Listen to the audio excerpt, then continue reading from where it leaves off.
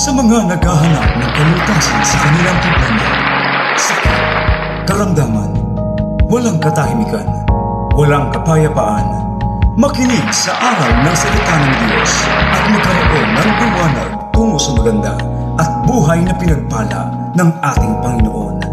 Mula sa programa Tinig sa Itaas, mapapakinggan mula Lunes hanggang Biyernes sa ganap na 5 hanggang 6 na umaga dito sa FB Live.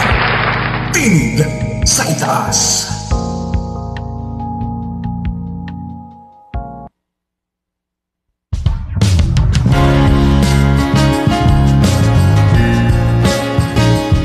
Magandang umaga po sa inyong lahat. Glory to God.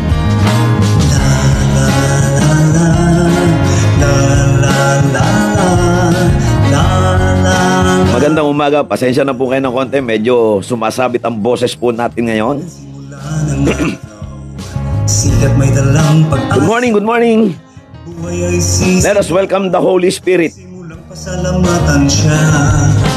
Mayroon mang suliranin, dapat lang alam. Sabihin po agad natin, I am blessed, I am blessed. Hallelujah.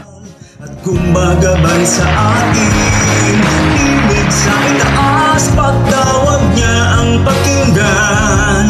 Salitang buhay sa puso mo, magpakailanman. Tinig sa itaas ang... Medyo lilimitahan po muna natin ang pagsasalita ng konti. Na mula sa Diyos. Sumasabit po yung boses natin. Meron tayong konting kubo. Pinagpalang umaga mga kapatid sa Panginoon. Sa kanyang kabutihan, sa hirap na nararanasan, pasakit sa... I am blessed sa umagang ito mga kapatid. At tayo po ay magpasalamat sa Panginoon. Tumawag ka at manalangin. Sa kabila ng ating nararamdaman ng konti, Sa atin, tayo ay kanyang mahal. okay, batiin natin yung mga nanonood na ilan natin mga kapatid dyan. Ano po, yung nangunguna po natin nakita kagad si Sister Darlene Cardona mula sa Barangay Tontod, San Jose City. Salitang buhay sa puso mo, magpakailanman. Tinig sa itaas ang tanging mong buwing gabay. Tinig na mula sa Diyos. Magandang umaga. I am blessed. Let us welcome the Holy Spirit. Tawag niya ang pakinggan. Salitang buhay sa puso. Hindi po tayo masyadong makabuelo na salita ngayon. Kaya konting paumanhin po at ang ating pong boses ay sumasabit ng konti. Pero ganun pa man ay pagpapatuloy po natin ang gawain ng Diyos. Dahil siya'y tunay.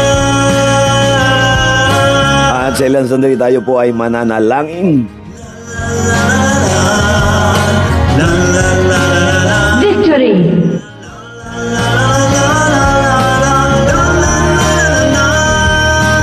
Glory to Jesus. Maraming salamat po sa lahat ng mga sumusubaybay po sa ating pong programang araw-araw. Tinig sa itaas, pagtawag niya ang pakinggan. Salitang buhay sa puso mo, magpakailanman. Tinig sa itaas, pagtawag niya ang pakinggan. Glory to Jesus. Sa puso mo, magpakailanman. Tinig sa itaas, ang tanging mong gawing gabay. Tinig na mula. Maglalagay po tayo ng mainit na tubig para makapagsalita po tayo ng maayos. Tinig sa itaas, pagtawag. Okay, isa lang sandali po ay tayo ay mananalangin at magpapasalamat. Medyo hindi po muna ako makakabati mga kapatid, pero mag-aaral po tayo ng salita ng Diyos. Sa itaas ang tanging mong gawing gabay.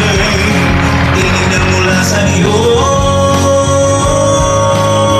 Dahil siya'y tuminig sa itaas, pagtawag niya ang pakinggan. Ayan, maraming pong salamat sa inyo pong lahat dyan.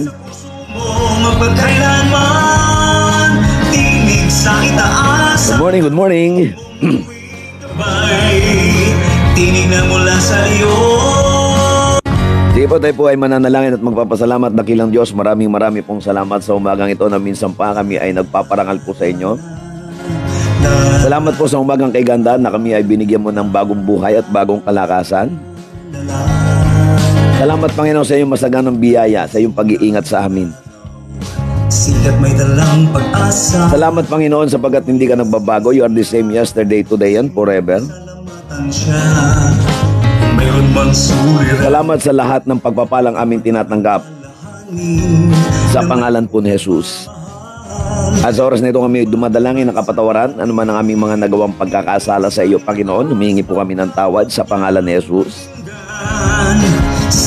Humingi kami ng tawad sa lahat ng aming pagkukulang, sa lahat ng aming kahinaan, Panginoon. Ito ay iyong banal na pangako sa amin kapag ipinahayag ng aming mga labi ang aming mga pagkakamali ay ikaw ay tapat at banal na kami ay iyong patatawarin at lilinisin sa lahat ng kalikuan. Maraming pong salamat o Diyos sa pangalan ni Jesus at patuloy kami dumadalangin ng iyong banal na pag-iingat. Ang banal na Espiritu Santo ay patuloy na dumaloy sa aming buhay, Panginoon. Bigyan mo po kami ng kalakasan, bigyan mo po kami ng karunungan, Panginoon. At sa umagang ito ay pangunahan po ninyo kami, Panginoong Diyos. Sa umagang ito, Diyos, ay ikaw lamang siyang maitaas, ikaw lamang siyang maparangalan. Siya rin nakikinig sa atin. At ipinagkakatiwala namin ang aming buhay sa iyong kamay, Panginoon. Ang gawa ng diablo sa aming buhay ay walang kapangyarihan sa pangalan ni Jesus. Tingin sa itaas. Hallelujah, glory to God. At dalangin ko sa mga taong naririto, Panginoon, na patuloy mo pong ingatan at sasamahan ng iyong banal na kapangyarihan. Tingin sa itaas. Sa Diyos ang pinakamataas ng papuri at pasasalamat, bigyan niyo po ng kalakasan ng inyong lingkod, ng aking labi ay makapagsalita ng maayos. Sa pangalan ni Jesus, upang masabi, Panginoon, ang mga kapahayagang nagmumula sa inyo, Panginoon. Salita ang buhay. To God, kidais glory. Ito pong aming dalangin sa pangalan ni Jesus. Tingin sa itaas. Amen and amen. Tingin na mula sa Diyos. Dahil siya'y tunay. Ay, magandang umaga po sa ating lahat yan, mga kapatid sa Panginoon. Medyo napuwersa at yung ating boses na nawala sa isip po, nakainom po tayo ng malamig at medyo napagod, na over fatigue. But anyway, tuloy-tuloy po tayo sa paglilingkod sa Panginoon. Medyo kaya pa naman. At siyempre, batiin po natin mula sa Cyprus. Dati po itong nagtatrabaho sa Russia, kay Sister Mila Diamanon. Ayan, at siya po ay nanonood po sa atin. At siyempre mula sa Valenzuela City, kay Brother Angel Banaay and family. Doon po sa mga regular kong nababati, medyo paumahin po muna, hindi ko mababanggit ang inyong mga pangalan, pero salamat po at naririyan kayo at patuloy na sumusuporta sa gawain ng Diyos na makapangyarihan. Tingin na mula sa Diyos.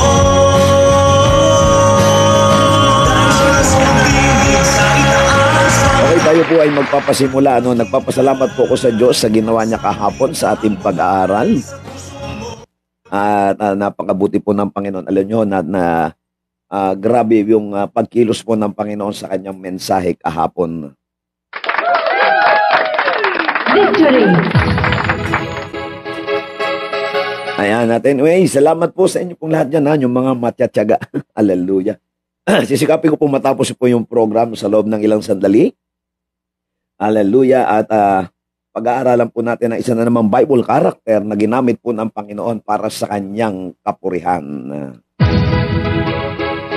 Uy, batiin natin yung mga taga Caloocan City. Ayan, sa James Tailoring Diaz sa Phase 9 ng Caloocan.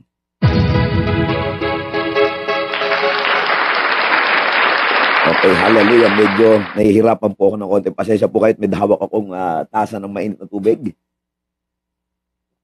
Ayan, para makapagsalita po tayo ng maayos.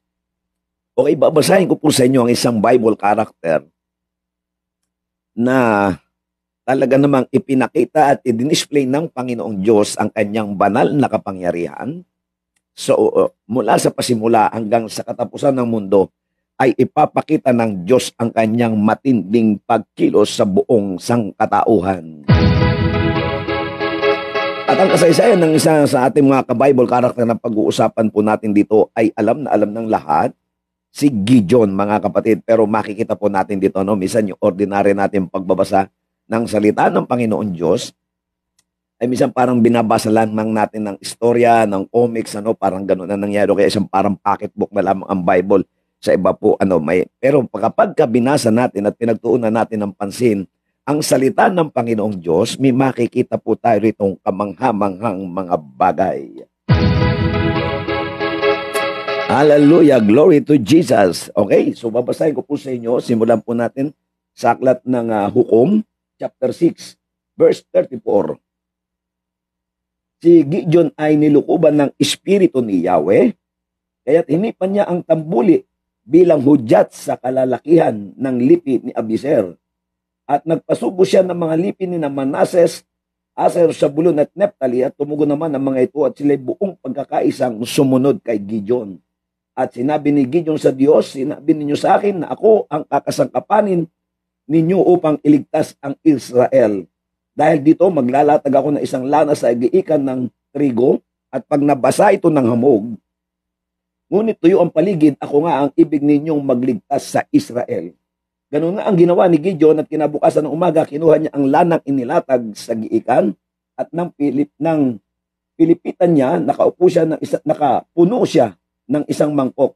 At sinabi ni Gideon sa Diyos, huwag po kayong magagalit sa akin sa huli kong kahilingan, ibig ko po ay matuyo itong lana at mabasa ng hamog ang lupa sa paligid. Kinagabihan, ginawa nga iyon ng Diyos, tuyo ang lana, ngunit basa ng hamog ang lupa sa paligid nito. Ay, ibang klase. Hallelujah. Palakpakan natin ang Panginoon. Okay, sa pasimula pa lamang, ipakita na agad natin sa Diyos at pasalamatan at ideklara sa ating buhay. Victory! At syempre, wag natin kakalimutan anuman ang sitwasyon. Hallelujah, napakabuti po ng Panginoon. Alam niyo ho, nung mabasa po natin ito, syempre sa ordinaryong pagbabasa, nakikita lang natin na si Gideon ay ginamit ng Panginoon sapagkat ito ay panahon na sila ay nilulupig ng mga kaaway, sinakop ng mga kaaway, at sa hindi nasang pagkakataon, kasi si Gideon, kung mababasa po natin ito, takot na takot po ang mga Israelita dahil sa pananakop at sinisira ang kanilang mga pananim, at kapag gumigiik si Gideon, ay sa ilalim ng bahay, o no, sa ilalim ng lupa yata ito ginagawa ni Gideon, ano? Subalit dumating ang pagkakataon na kinausap siya ng Panginoon upang pangunahan ang pagliligtas sa sa bayan ng Israel mula sa kamay ng mga kaaway. Grabe mga kapatid. Dito pag nung kinausap ni Gideon ang Panginoon, sabi niya, Panginoon, kung ako ay tinatawag mo, magpakita ka ng palatandaan. Ilalatag ko ngayong gabi itong lana o balabal, at kapag ka ito ay nabasa at tuyo ang paligid, tinawag mo nga ako.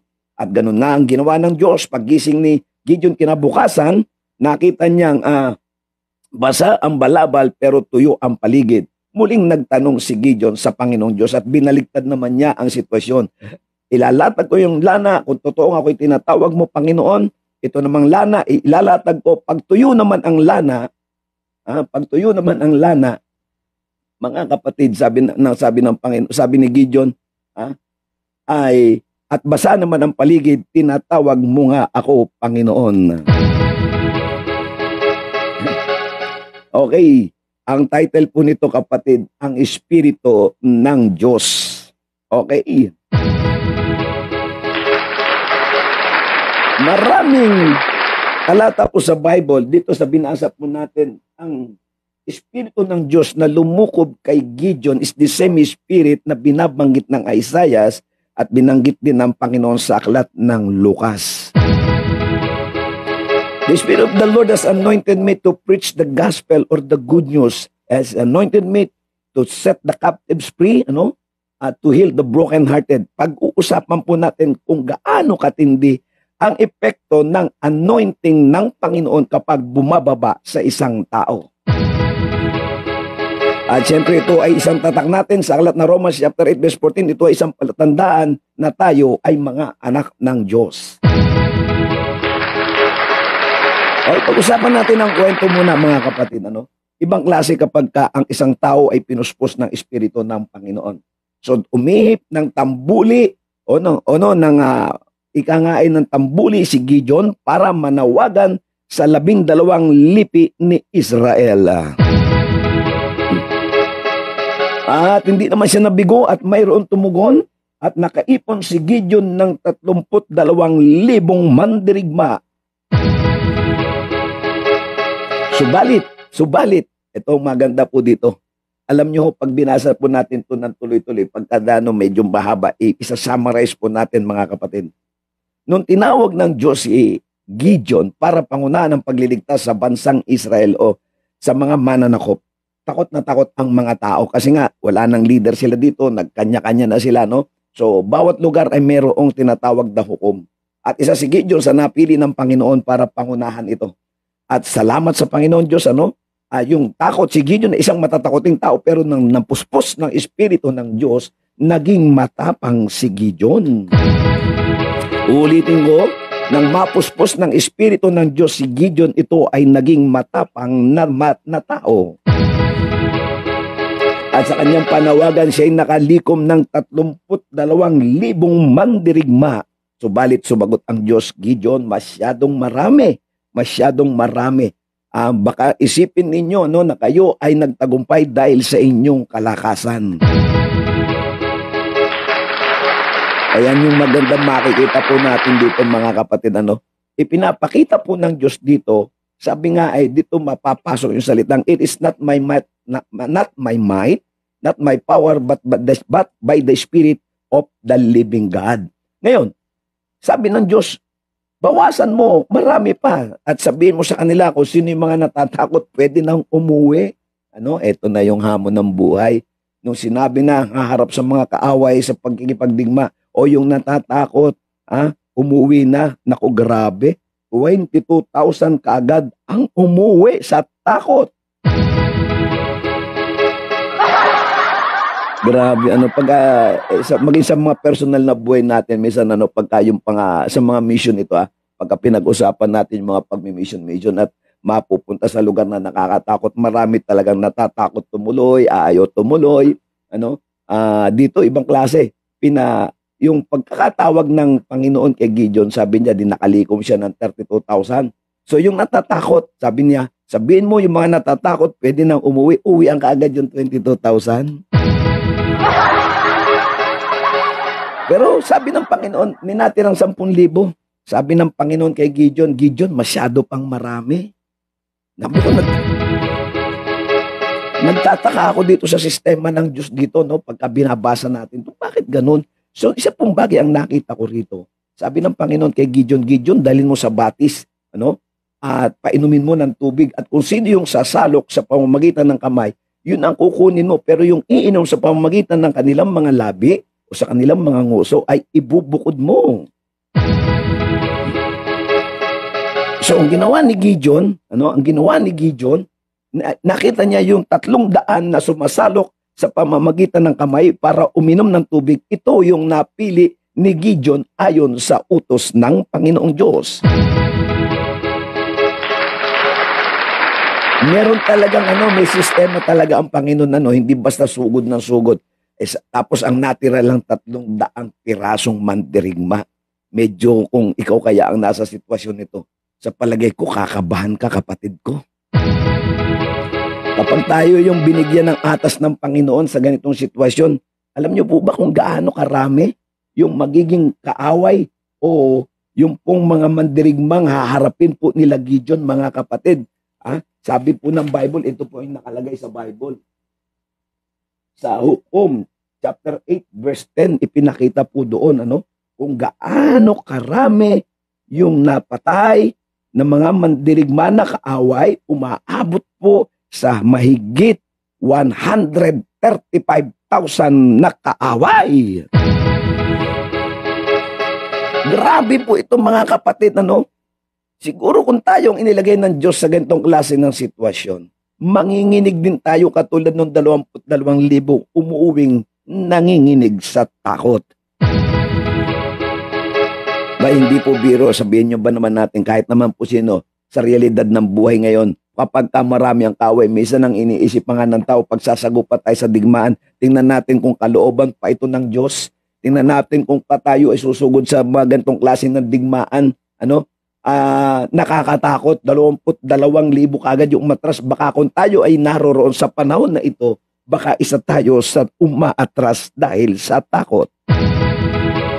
Pero mapapansin po natin dito na buo pa rin ang loob ni Gideon na humarap. Bakit? Number 1, first and foremost, napuspos siya ng Espiritu ng Panginoon. Yun ang pinakamahalaga. Kaya dito mapapatunayan, we can do nothing without God. Kapag wala ang banal na Espiritu sa buhay ng isang tao, hindi tayo maaaring magtagumpay sa buhay na ito. At baka hindi natin marating ang buhay na walang hanggan kapag wala ang banal na Espiritu po sa atin, mga kapatid. Napakahalaga ng tayo ay mapuspos ng Espiritu ng Panginoon bago tayo pumalaot. Kaya napaka-importante palagi yung nananalangin, sumasangguni sa Diyos. Dito sumangguni si Gideon. Makikita natin na tiniyak niya yung assurance na kasama niya ang Diyos kung sakasakaling haharapin niya ang mga kalaban. Sapagkat sa pasimula pa lang ng kwento, si Gideon ay natatakot. Si Gideon ay nasa ilalim doon gumigiik. At nagtatago siya dahil sa takot. Pero dahil pinuspos siya ng Espiritu ng Panginoon, ito yung sinasabi ko, kapag ang isang tao pinili ng Diyos at pinuspos ng Espiritu ng Panginoong Diyos, kahit gaano pa karami ang magiging kaaway, ito ay kayang-kayang harapin ng taong sinasamahan ng banal na Espiritu ng Panginoon. Ito yung ating assurance. Kaya nga nung tinawag tayo ng Panginoon, kaakibat nito nung tinanggap natin ang Panginoong Jesus sa buhay natin, naririyan ang banal na Espiritu. Kaya nga doon tama yung papasok yung salitang, if God is in us, who can be against us? Ay grabe. At sa dami na eksena, tuloy natin ng konti ang kwentuhan natin, mga kapatid. Kahit medyo namamalat po tayo dahil sa pagkapausan at medyo makatim, lalamunan po natin. Sige lang, tuloy. Okay, so, nung sila ay nakalikom na si Gideon ng 300 mandirigma, umuwi uli yung iba. Sa 10,000 ang natira, 300. Pero ang kakaharapin nila ay 135,000 na mga sundalo. Etong maganda, nung pumunta na sila doon sa lugar ng kanilang pagsagupa sa mga kaaway, mga kapatid, pumunta si Gideon at may isinama siyang isang tauhan. Paglapit pa lang nila, narinig niya yung pag-uusap ng 2 bantay at ang pinag-uusapan ay yung kanilang panginginig sa takot, dahil sa katauhan ni Gideon, na may isang mandirigmang nagngangalang Gideon na lulusob sa atin, nanginginig na sa takot. Mga kapatid, hindi pa nagsisimula ang labanan, nanginginig na sa takot ang mga kaaway dahil napuspos na ng Espiritu ng Diyos si Gideon. Ito yung maganda, mga kapatid, kapag ang isang tao ay napupuspos ng Espiritu ng Panginoon, hindi pa nagsisimula ang labanan, nanginginig na sa takot ang dyablo sa ating mga buhay. Ito ang masarap kapag ang Espiritu ng Panginoon ay nangunguna po sa atin, tinitiyak ng Diyos ang tagumpay. Kapag tayo ay binayaan ng masaganang biyaya ng Espiritu ng Panginoon, kahit gaano pa karami ang kaaway natin, tiyak na mayroong tagumpay. Kapag ang isang tao ay napupuspos ng Espiritu ng Panginoon, mga kapatid, walang magagawa ang mga kaaway. Nakita ko po dito sa katauhan ni Gideon, pagpunta pa lang nila para tiktikan yung mga kaaway, pinag-uusapan na sila ng mga kaaway at nanginginig sila sa takot. Ganon din tayo, mga kapatid, kapag tayo ay napupuspos ng Espiritu ng Panginoon, ang dyablo ay nanginginig na sa atin sa gitna ng labanan. Hindi pa nagpapasimula ang digmaan, nangangalisag na sa takot ang mga kaaway. Kaya tuwang-tuwa si Gideon nang bumalik na si Gideon sa kanyang mga tauhan, nang sabi niya, ibinigay na sa atin ni Yahweh ang tagumpay.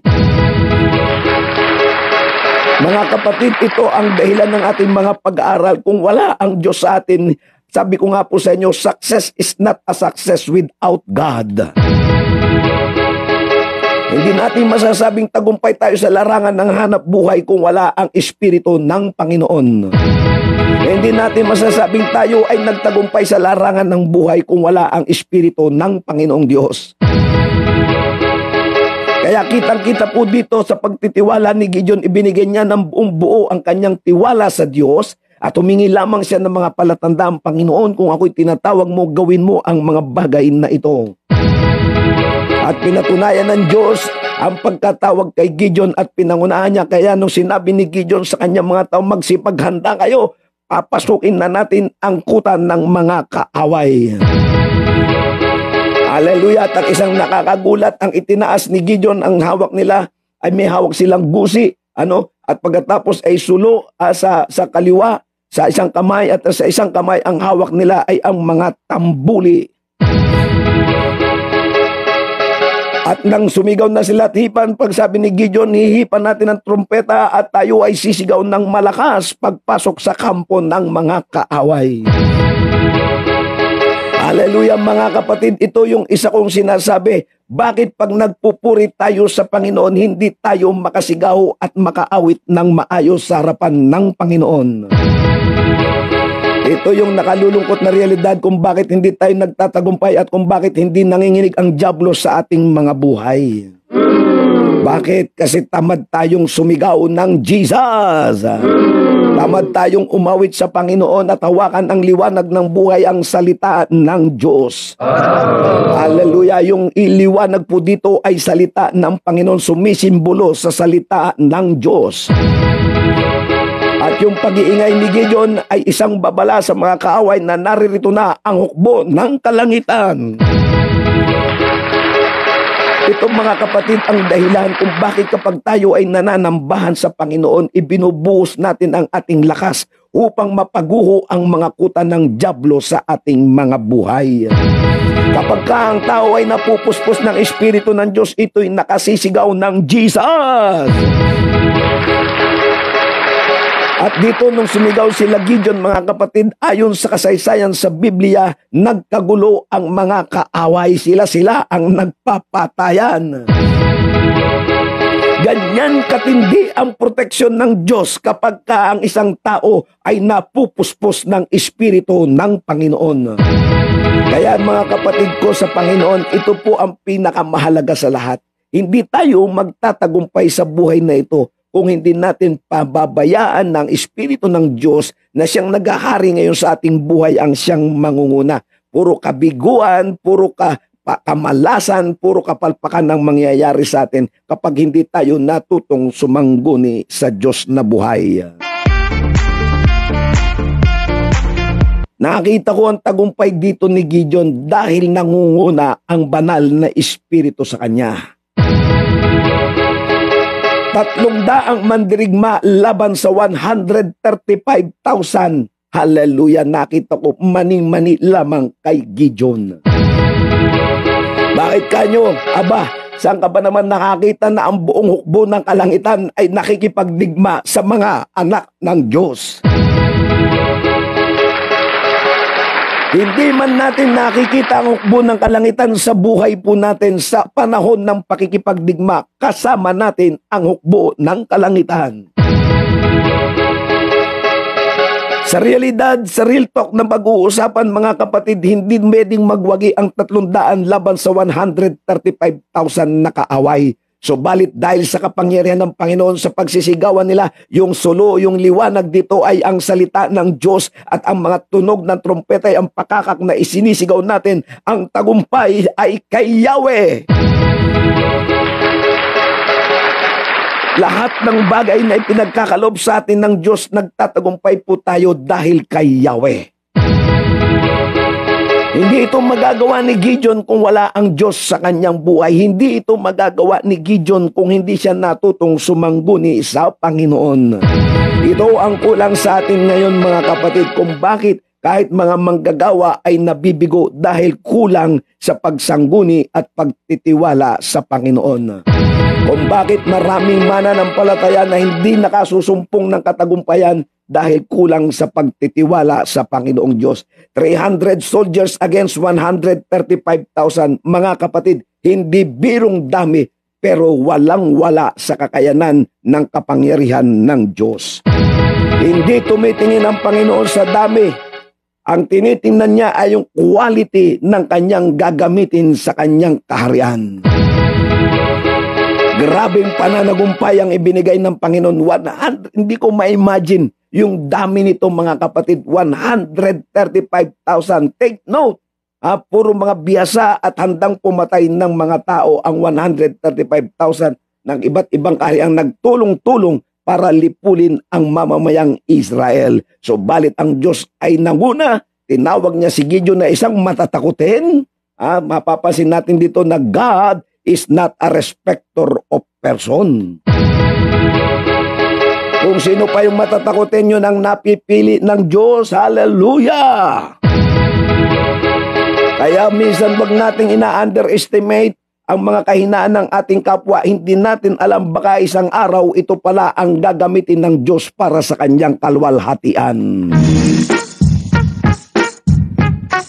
Mahirap talagang humusgan ng kapwa samantalang itong tao ito, no? Actually, nagalit pa nga ang tatay ni Gideon kasi nung tinawag siya ng Panginoong Diyos, binagsak niya at sinira niya ang ribulto ni Baal. At may nagtanggol lamang kay Gideon, kung totoong yan ay Diyos, dapat ipagtanggol niya ang kanyang sarili sapagkat alam nila na ang totoong Diyos ay gumagalaw at buhay na buhay.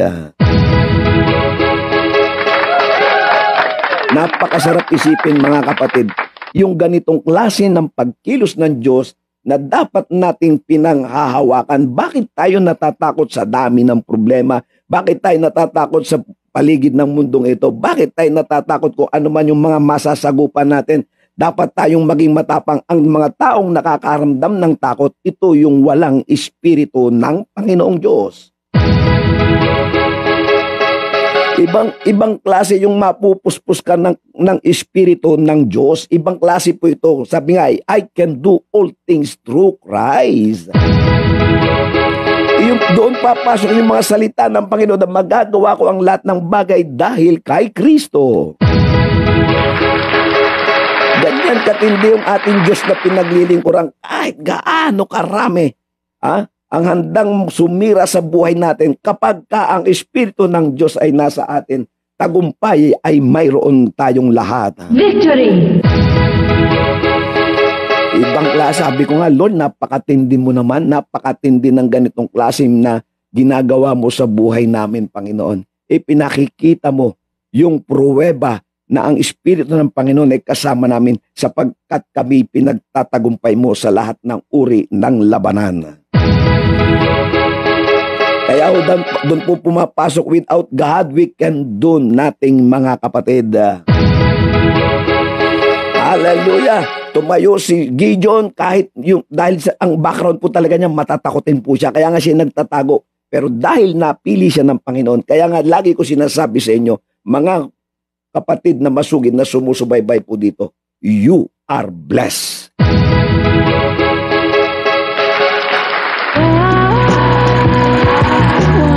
Kaya lagi kong buong bibig sa dami ng tao sa buong mundo, bilyong-bilyong tao, mapalad ka, tinawag ka ng Panginoon. Mapalad ka dahil lagi kang nag-aaral ng salita ng Diyos. Mapalad ka sapagkat makikita mo kung gaano katindi ang mirakulo na gagawin ng Panginoon sa iyong buhay. Hindi biro-biro ito, mga kapatid. 300 Take note, 300 lamang ang natira kay Gideon against 135,000. Saan nakikita yung bilang? Yung bilang na dami ng kaaway, narito hanggang sa hinahabol nila, nakapatay sila ng 120,000 at may natitira pang 15,000 na hinabol nila hanggang sa maubos. Grabe, no? Grabe yung proteksyon ng Panginoon. Grabe yung pangunguna ng Panginoon. Ganito din sa buhay natin, mga kapatid. Kapag ang Diyos ay nangunguna sa atin, kapag ang Espiritu ng Diyos ay nangunguna sa atin, maraming tagumpay ang nakapila sa ating buhay. Hindi ito kayang pasinungalingan ng kapangyarihan ng Panginoon noon, ngayon, at magpakailanman. God is the same yesterday, today, and forever.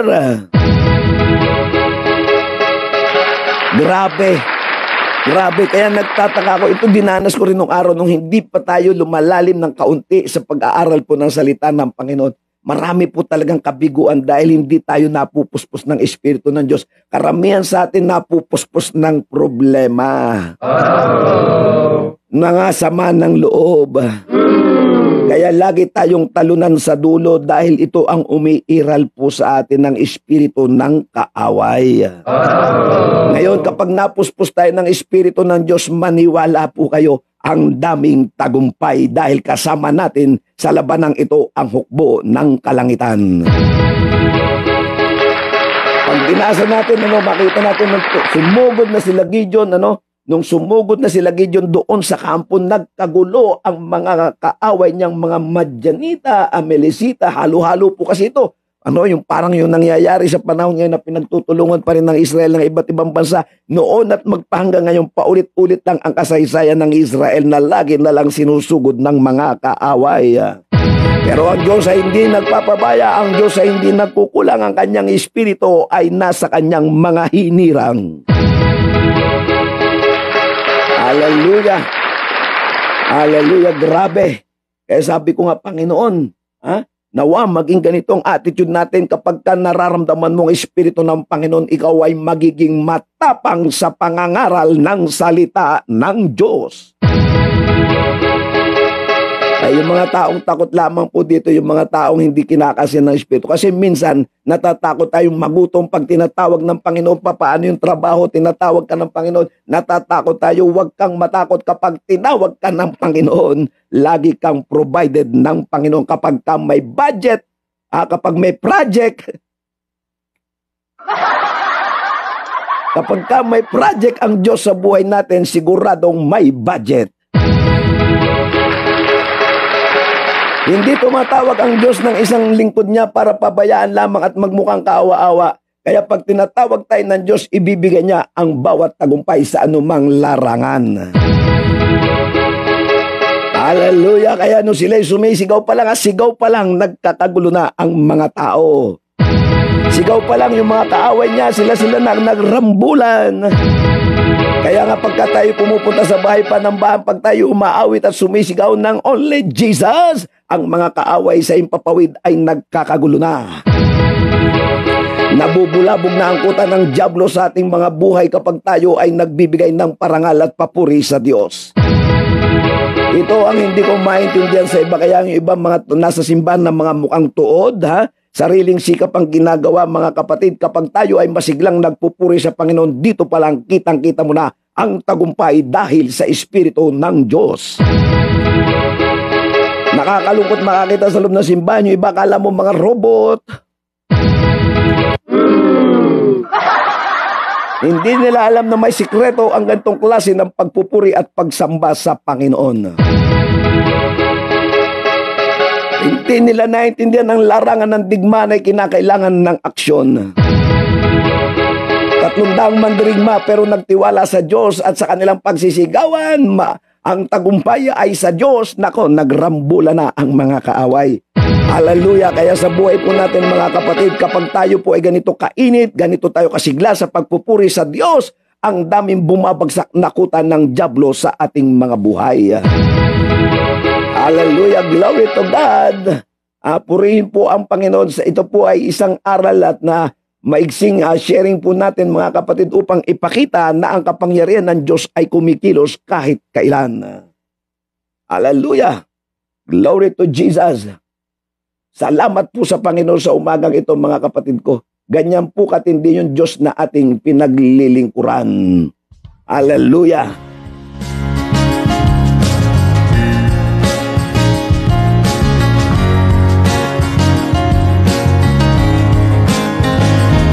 Mababasa po natin dito sa talata sa chapter 7 verse 19 ng maghahating gabi na. na halos kapapalit pa lamang ng pangkat ng tanod nang makalapit sa kampo ng mga Midianita sina Gideon, hinipan nila ang kanilang tambuli, sabay basag sa kanilang mga gusi at sabay-sabay nilang binasag ang gusi at hinipan ang kanilang tambuli. Tangan sa kaliwa ang sulo at nasa kanan tambuli habang isinisigaw, ang tagumpay ay kay Yahweh.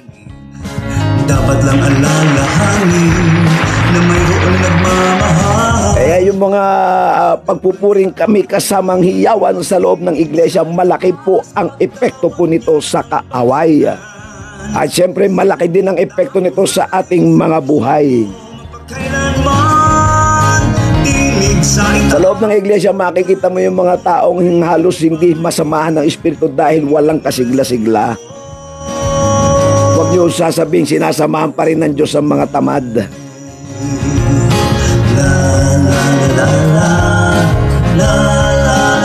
Hindi natin pwedeng dayain ang klase ng ating pagpupuri at paglilingkod sa Panginoon. Sa hirap na nararanasan, pasakit sa kalooban, kayang-kaya niyang wakasan. Ay yung mga papatay-patay sa pagsamba, abay magbago-bago po tayo ng sistema. Tayo ay Yung kanya bang umaawit ka pa lang sa Panginoon, sumisigaw ka pa lang sa Panginoon, mayroon nang nangyayaring himala. tingig sa itaas. Hindi po pwedeng tayo ay nakatunganga lamang sa paglilingkod sa Panginoon.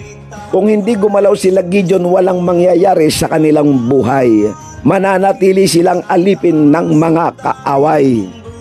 Gabay, tinignan mula sa Diyos. Kaya iba yung ang Espiritu ng Diyos nung mapuspos si Gideon, ha? Sa itaas. Yan ay kumpirmado sa ibang mga talata. Iba, pag napupuspos si Elias, nung napuspos, abay grabe, apoy ang bumababa mula sa langit. Ang tanging mong gawing gabay, tinignan mula sa Diyos. Nung si Moses ay napuspos din ng Espiritu ng Panginoon, abay ibang klase, yung dagat ay nahahati.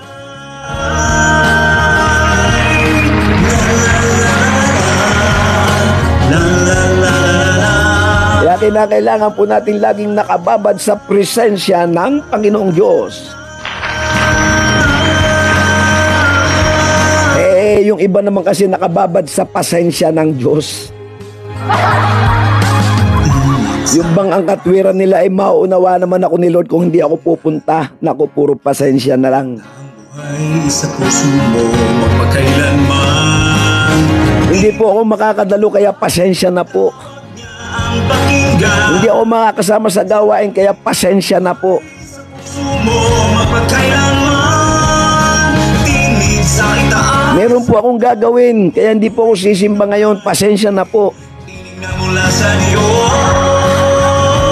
Makikipaglibing po ako sa kapitbahay namin kaya pasensya na po. Paano makakakilos ang Diyos at paano tayo mapupuspos ng kanyang presensya kung tayo ay makatwiran? Tinig sa itaas ang tanging mong gawing gabay. Tinignan mula sa Diyos. Kapag nag-aapoy tayo sa presensya ng Diyos, nagmamadali tayo sa ating pagsamba sa Panginoon. Salita ang buhay sa puso mo magpakailanman. Sa totoo lamang po, ako po excited kahit hindi ho ako nakatulog magdamag dahil sa aking ubo. Tinignan mula sa Diyos. Dahil sa sunas. To God be the highest glory. Dahil ko pa yung nag-overnight.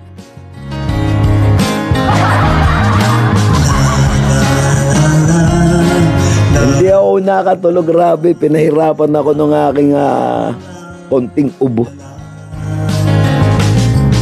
Halina simula ng araw, sikat may dalang pag-asa.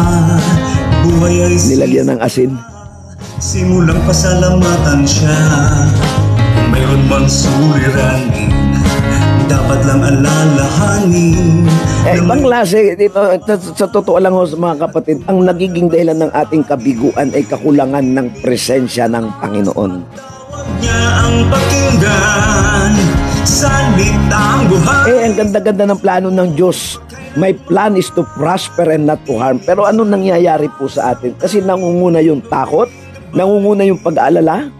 Nangunguna yung mga pag-aagam-agam na baka hindi totoo. Dahil siya'y tunay. Pero pagka ang Espiritu ng Panginoon nasa atin, iba-ibang klase yan, masigasig yan sa gawain ng Diyos na buhay. Sapat ang kanyang kabuti sa hirap na nararanasan. Kapag ka ang isang tao ay may Espiritu ng Panginoon, kahit anong sitwasyon, may laban yan. Tumawag ka at manalangin. Dalawang bagay lamang yan, mapuspos ka ng presensya ng Diyos o mapuspos ka ng pasensya. Dahil siya ay tapat at banal. Yung bang lagi tayong makatwirang, pasensya na po. Hindi po kami makakarating. Pasensya na po. Hindi po kami makaagap. Naku, puro pasensya na lang. Kaya ang dami nating kabiguan sa buhay. Kaya ang dami nating palpak sa buhay.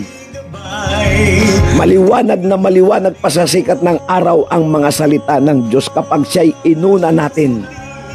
Sigurado ang Victory! kapag siyang itinaas natin, Victory! kapag siyang hinayaan natin sa ating buhay na kumilos katulad ni Gideon. Victory! Grabe, grabe mga kapatid.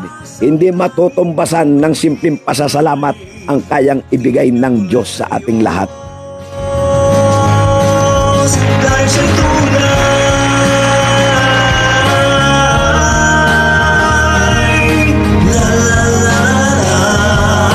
La la la la la la la la la la la la. Magtiwala tayo sa Diyos mga kapatid. Huwag na tayo kasing gumawa ng sarili nating katwiran. Kapag tinawag ka ng Panginoon, dumiretso ka na. Kapag tinawag ka ng Panginoon para maranasan mo ang tagumpay, makinig ka sa kanyang instruction. Makinig tayong lahat. Huwag niya ang pakinggan. Salita ang buhay sa puso. Grabe, grabe. Habang hindi ako nakakatulog sa buong magdamag, binubulay-bulay ko po ito. Sabi ko, Panginoon, ibang klase ka talaga. 300 against 135,000. Sige nga mga kapatid, kung tayo nasa sitwasyon nito, sasagupa ka pa kung ikaw ay puno ng takot. Siguradong mga ngatwira ka, anong laban natin dito sa dami nito? 135,000 nakaaway laban sa 300. Malamang mag-back out ka. Mula sa iyo. Dahil siya'y suminig sa itaas. Yun yung minsan naririnig kong katwiran ng tao. Minsan pag tumatayo ka sa katwiran ng piling nila, nag-iisa ka na lang sa mundo. Hindi na bali basta kasama si Kristo. Anin mong ikaw ay kahalubilo ng marami kung sa kapahamakan ka naman mapupunta. Dahil siya'y tunay sa Ang importante kasi dito sa buhay natin mga kapatid, ang pinakamahalaga sa lahat, kasama natin ang Diyos. At minsan ko na uling sasabihin, sabi ko nga ang katwiran, kung mawala ng lahat, wag lamang si Kristo. Wag lamang ang Panginoong Jesus. pag-asa. Buhay ay sisigla. Simulang pasalamatan siya. Marami pang ipapakita ang Panginoon. Marami pang gagawin ang Diyos sa ating mga buhay.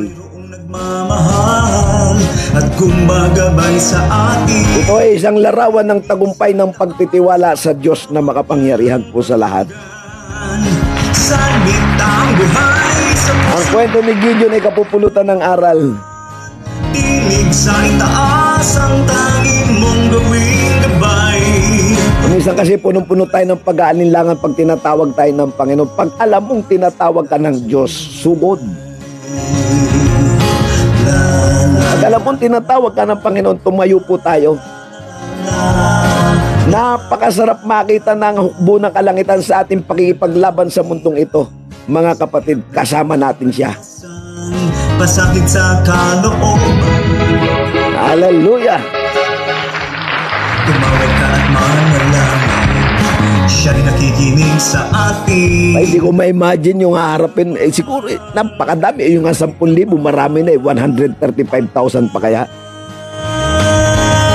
Tinig sa itaas. Ay, kung napasama tayo sa bilang ng 300, siguro napapasigaw tayo kagad in Jesus' name. Mo mapakailanman. Baka mga maririnig natin kung ganun tayo nasa ganun sitwasyon, abay mag-isip-isip muna tayo, wisdom, kanong iba. Hindi natin kaya yung 135,000. Baka kung tayo napasama sa bilang na abay wisdom muna, wisdom. Hindi natin kaya yan, sumangguni muna tayo. Magtawag pa tayo. Pinauwi nga yung iba eh.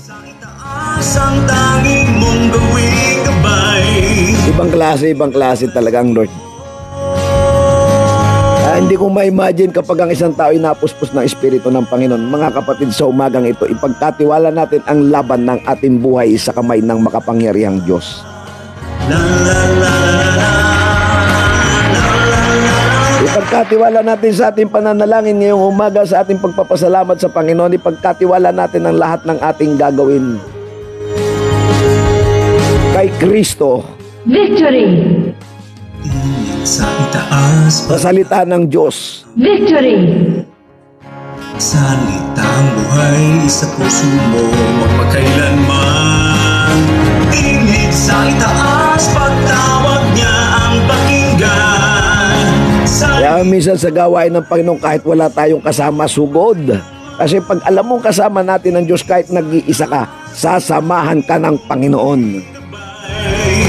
Tinig na mula sa Diyos.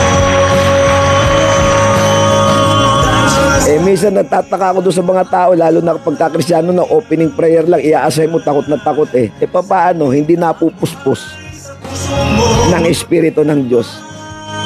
Napupuspos ng hiya. Pero nung nagwawalang hiya, hindi naman nahihiya. Mula sa Diyos.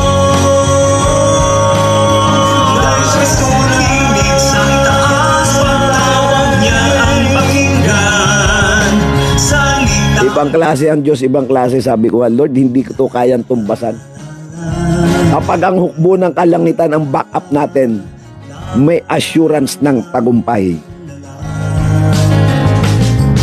Halina't simula ng araw. Grabe yung ginawang ito. Napakagandang larawan po nito ng pag-uusap po natin ngayong umaga. Ngayong araw ng Miyerkules na tayo ay blessed na blessed. Suliranin, dapat lang alalahanin. Ang daming gagawin ng Panginoon, magtiwala lamang po tayo. Gabay sa atin, tinig sa itaas, pagtawag niya ang pakinggan. Salitang buhay sa puso mo, magpakailanman. Tayo po ay magpasalamat sa Panginoon at nawa tayo ay puspusin ng kanyang banal na Espiritu upang magkaroon tayo ng mga tagumpay sa buhay. Dakilang Diyos, marami pong salamat. Ibibigay namin sa iyo ang karangalan at papuri sa lahat ng ginagawa mo sa aming mga buhay. Pagpalain niyo po, Diyos, ang lahat ng mga naririto ngayon at yung mga makakapanood ng mga late viewers, Father God.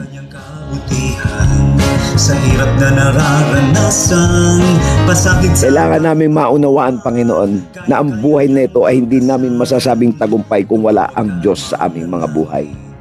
siya rin nakikinig sa atin. Tayo ay kanyang mahal. Dahil siya Magpasalamat po tayo, mga kapatid. ay banal. Magpasalamat po tayo. Sa Diyos ang papuri at karangalan. Pagtawag niya ang pakinggan. Magandang umaga po sa ating lahat. Ay sa puso, Konting paumanin po at hindi po ako makabuelong masyado. tinig sa itaas ang tanging mong gawin. Okay, nagpapasalamat po tayo doon sa isa nating mga baguhan po. Ang dami pong bago kahapon na nakapanood po. Marami pong salamat. Sa itaas pagtawag At umabot po sa 1,600 views yung topic po kahapon. Glory to God. man. Tinig sa itaas ang tanging mong gawin. At syempre, salamat po. Meron na rin po tayong nanonood mula sa Cyprus. Yung mga nasa Saudi Arabia, marami pong salamat sa inyong lahat dyan. Yung pong mga nasa Australia, natatawa ako doon sa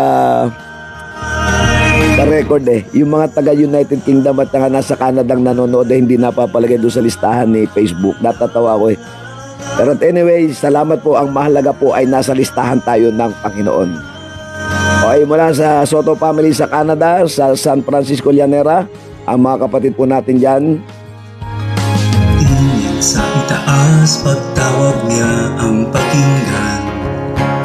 Marami pong salamat. Sa puso mo mapagkailan Yung mga nanonood dyan sa Qatar, sa UAE, taas sa Taiwan, okay, mga bansa mo na banggitin natin yung mga nakikita ko pong nag-message po sa atin at nagko-comment. Marami pong salamat dyan. At meron po palang nanonood from Siargao. Ako, nagulat po ako. Kahapon po ay nag-message po siya from Siargao. Glory to Jesus. Watching from Siargao. Nag-comment po siya doon sa comment section kahapon. Glory to the highest. Glory to God. Litang buhay sa puso mo mapagkailanman. Nakakalimutan ko lang yung pangalan eh. Pero meron pong nanonood from Siargao. Salamat po ng maraming. At syempre mga taga Davao, taga Luzon, sa Isabela, yan, sa Tugigaraw. Marami pong salamat ng marami po sa inyo lahat yan sa mga panig ng bansa na naaabot ng programang ito at maging sa ibang panig ng mundo. Mapagkailanman tinig sa itaas ang Ay mga taga Australia, marami pong salamat sa inyo pong pagsubaybay, sa inyo pong pagtsatsaga. Sa iba't ibang parte ng bansang Pilipinas, marami pong salamat. Pagpalain po kayo ng ating Diyos na makapangyarihan. At syempre, samahan tayo sa lahat ng uri ng digmaan ng ating mga buhay. la la la la la la la la. To God be the highest glory. Sikat may Sabi nga, in season or out of season, preach the good news. pasalamatan siya. Kung mayroon mang sulit Kanina medyo nakakaidlip na ako dahil magdamag nga po akong gising dahil dito sa aking ubo. na mayroong nagmamahal. Pero pinilit po natin bumangon sapagkat na-excite po ako sa mensahe ng Panginoon. Araw-araw excited. Ang pakinggan, salitang buhay sa puso mo mapagkailanman. Sa Diyos po ang papuri mga kapatid, huwag po kayong magsasawa sapagkat maraming sorpresa ang Panginoong Diyos. Tinig na mula sa Diyos, dahil siya'y tunay. May sa February 1, nasa Magalang, Pampanga po tayo para po sa isang seminar. Para po sa Bible distribution. O yun, speaking of Bible ang sabi ng iba ngayon Bible month daw ngayon, Bible month. Kayang-kaya niyang wakasan, tumawag ka at manalangin. Napanood ko kasi nagtitipon-tipon yung mga manggagawa ng Diyos. Bible month daw ngayon Bible month. Parang tribute natin sa Bible. Maganda po yan. Ang problema, mga cellphone ang ginagamit nila. Tawag niya ang pakinggan, Paalala ko lamang po hindi ako nakikialam sa kanila. Sinasabi ko lang. tinig sa itaas. Nagdideklara tayo ng Bible month. Tapos pag tayo sa pulpito, puro cellphone. Tinig na mula sa Diyos. Sabi naman ng iba, kanya-kanya lang yan. Kung mali nga, bakit naman ako makikikanya-kanya?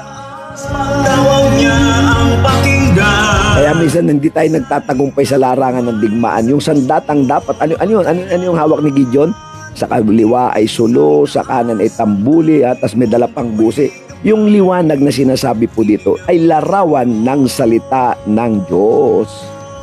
Dahil siya'y tunay. Di sana sinabi ng Bible ganito, cellphone sa kaliwa, busi sa kanan. Ganun sana. La la la la la la. Di ba?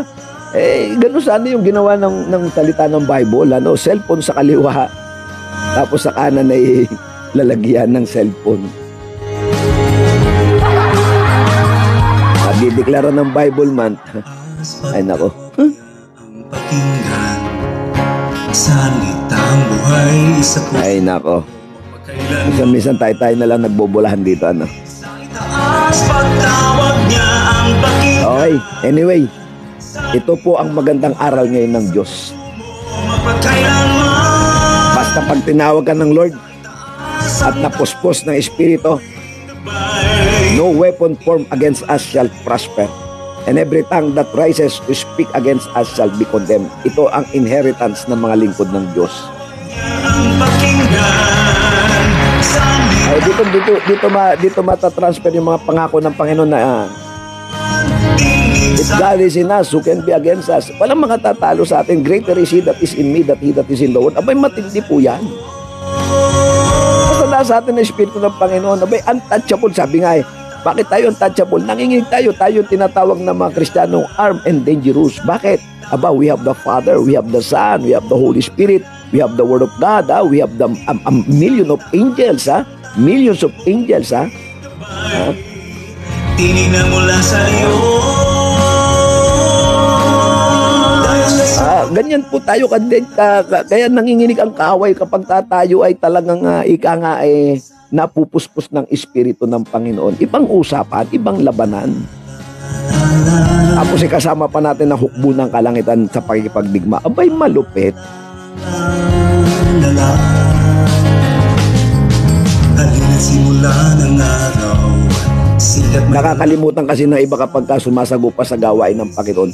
Ang sabi ng Bible in the book of Psalms, I will charge the angels before you. Napuutos ang Panginoon ng mga anghel na mangunguna sa atin sa lahat ng uri ng laban ng ating buhay. At gumagabay sa atin. Baka sabihin nyo, baka guni-guni lang. No, Bible says angel is real. Okay, salamat po sa umagang ito. Para kailangan ko na pong ipahinga yung aking lalamunan. At meron pa po tayong pupuntahang gawain ngayong umaga. Kahit medyo medyo iba yung pakiramdam, tayo po ay pupunta sa mga taga Portis at mag-share ng Word of God mamaya. At magdagayak na rin po tayo. Marami pong salamat sa inyo pong lahat dyan. Pagpalain po kayo ng Panginoon. Ang dalangin ko po sa inyong lahat, maranasan ang masaganang pagpapala ng Diyos mula sa banal na Espiritu Santo. At siyempre, dalangin ko ang tagumpay ninyong lahat basta kasama si Kristo. Walang nabibigo sa umaasa sa Diyos. Dahil siya ay tapat. Walang nalulugi sa mayroong Diyos na buhay. Pagtawag niya ang pakinggan. Marami pong salamat. Pagpalain po tayo ng Panginoon. Magpapaalam na po ang inyong abang lingkod. Ipanalangin niyo po ako. Isama niyo po ako sa inyong mga dalangin. Kahit bulong lang. God bless po sa inyong lahat. God bless po.